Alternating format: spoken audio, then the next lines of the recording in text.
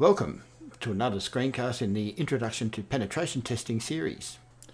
In this screencast, we'll perform an SQL injection against a DVWA web application that's part of Metasploitable. As usual, I'll find my own IP address of my Kali machine. So I'm just going to do IPA, and I'll look for 192.168.100.6. That's what I'm interested in, and I'm on the /24 network. And now what I'm going to do, like we normally do, we'll just do a sudo nmap -sn 192.168.100.1 to 10, just to see which ones are there. And we can see that we've got 1, 2, 3, 4, and 6. We know where 6. So let's have a look to see if 192.168.100.4 is going to be the target machine. To do that, we'll just do a sudo nmap -ss -p80. We're just going to look for port 80 and 192.168.100.4, and we'll see what happens, and we come back with a port address that is open, so that's going to be our target machine. Okay, I've now just opened up a browser, and we've got a bit of a setup to do first. So the first thing I'm going to do is I'm going to go to the DVWA web application. To do that, I'm just going to go 192.168.100.4/DVWA. Just one of the things that you should make sure is happening here, that you've turned off the proxy server and that you don't have your Firefox going through a proxy. So I'll go to DVWA. I'm just going to type in the username and password. The username is admin. Admin. Password is password. I know this because down here it tells us that the username is admin and the password is password. So we'll just go into here. The next part that we need to do is to go into the DVWA security tab. So we'll just click on the DVWA security tab, because what we want to do is we want to change the security level from high to low. And what that will do is basically allow us to do the SQL injection. So we'll go to DVWA security, click on here, click on low, and just submit. And we look down here and we can see that our security level is now low. Now we'll click on SQL injection. Our first order of business is to find out what type of database this is. So we need to find out if it's an Oracle database, a MySQL database, an MSQL database. Also, we want to see if this database, whichever one it is going to be vulnerable to an SQL injection. The simplest way to do this, give it just a single quote and then hit submit. If the database wasn't susceptible, wasn't vulnerable to a SQL query, an SQL injection, you wouldn't get an error message. You'd get no message back to say that you've given incorrect information or anything like that. But in this case, we've been given some information, which means that it is vulnerable to an SQL injection, and we can see here that it looks like we're using a MySQL server. Now that we know that the database is vulnerable, what we want to do is to find out how many columns there are in the database, and this is usually done by a bit of trial and error. So what we're going to do is we're going to do an order by,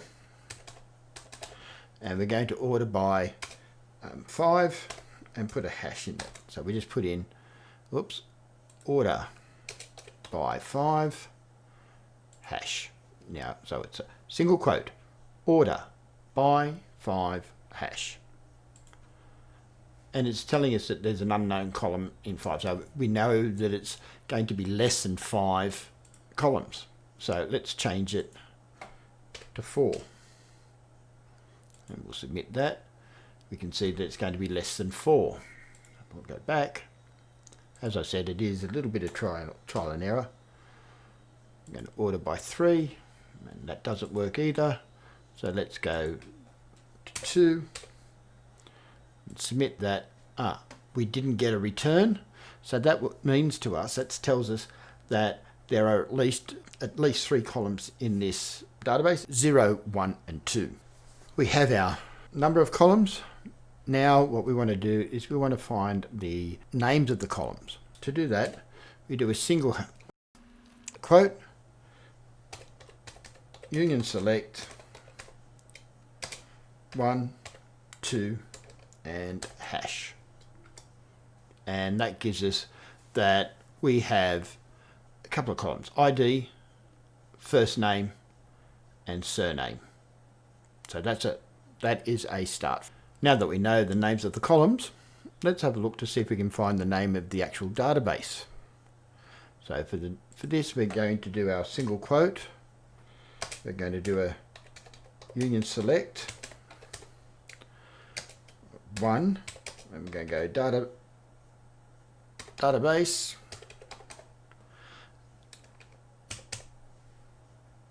parentheses and hash, and that will give us the name of the database is DVWA. As you know, most of what we're going to be looking at from here, the main part that we're interested in is going to be under surname. Now that we've got the name of the database, DVWA, let's see if we can find the table names for that database. Now, all the commands, I'm going to copy and paste these commands in at the moment because I'm feeling a bit lazy, but all the commands will be in the description below. So I'm just going to put this in, and this is a union select, a group concat table name from the information schema, and we're looking for a table that says DVWA. So we'll submit that, and we can see here that we have two tables. We have guest book and we have users. From here we can actually see that users will be the table that we'll be looking at. So what we want to do is, again, we're going to use a union select with the group concatenate, but we're now looking to find what's in the table users. We'll submit that, and we can see that these are the columns that are in user. There's user ID, first name, last name, user, password and avatar. So now we can see we have the tables, we have the columns. The 2 columns that we're going to be interested in is going to be the user and the password. So again, we're going to use a union select, and we're just going to see if we can get the usernames and the passwords. And from that, we should be able to go a little bit further. So let's submit this. Wow, look at that. So now we've got a username of admin, Gordon B, 1337, Pablo and Smithy. And these are their hashed passwords. So the passwords are actually MD5s. Okay, now that we've got a heap of, well, not a heap, but quite a few passwords, how about we try to decrypt them? So we're just going to decrypt this one here, 1337, from 1337, I37, whatever you want, Leet, whatever you want to call him. So first off, we just copy the hash, and we're just going to do a nano, and I'm going to call it hash file, and I'm going to Control Shift V and put it in there, copy it in there. I'll do a Control, I'll just wait a second, I'll just do a Control X and save the modified buffer.